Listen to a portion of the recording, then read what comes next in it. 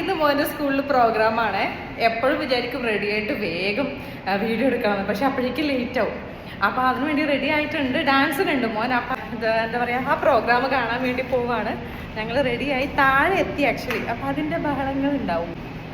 ഇതേ ഒരാളിവിടെ നിൽപ്പുണ്ട്. ഇവിടെ വെക്കാൻ പറ്റുമോ?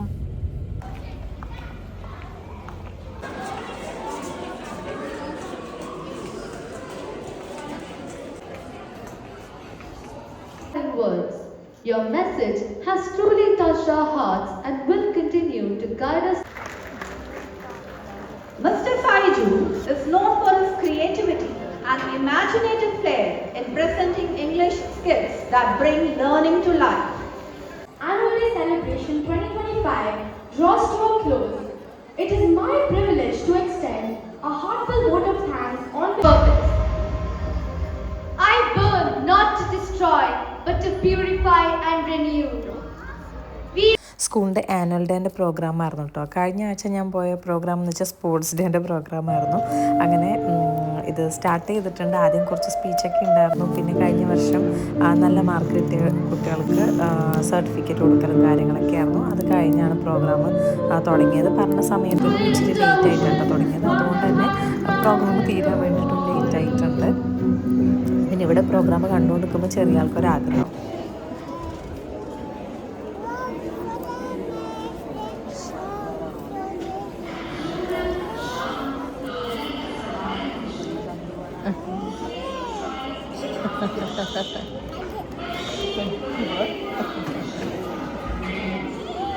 അവൻ്റെ പാട്ടുപാടലൊക്കെ കഴിഞ്ഞു. അത് കഴിഞ്ഞ് ഞങ്ങൾ ആദ്യയുടെ ഡാൻസിന് വേണ്ടി വെയിറ്റ് ചെയ്യായിരുന്നു കേട്ടോ. അതേ സ്റ്റാർട്ട് ചെയ്തിട്ടുണ്ട്. അപ്പോൾ അവൻ ആദ്യമായിട്ടാണ് സ്റ്റേജിൽ ഡാൻസ് കളിക്കുന്നത് കേട്ടോ. അപ്പോൾ അതിൻ്റെ ടെൻഷൻ അവരുണ്ടായിരുന്നു. അങ്ങനെ ആ പരിപാടിയൊക്കെ കഴിഞ്ഞു. പിന്നെ കുറേ ഡാൻസുകളുണ്ടായിരുന്നു കേട്ടോ.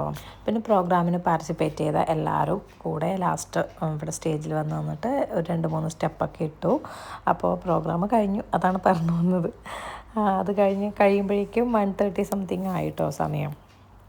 അപ്പോൾ ഞങ്ങൾ പിന്നെ അപ്പം തന്നെ ഇറങ്ങാം. പിന്നെ അവൻ ഡ്രസ്സൊക്കെ ചേഞ്ച് ചെയ്ത് പിന്നെ അത് ടീച്ചറെ ഡ്രസ്സൊക്കെ ഏൽപ്പിച്ച് തിരിച്ചിറങ്ങി. പിന്നെ അത് കഴിഞ്ഞ് ചെറിയ ആൾ പറഞ്ഞുകൂടെ പാർക്കിൽ നിന്ന് കളിക്കണമെന്ന്.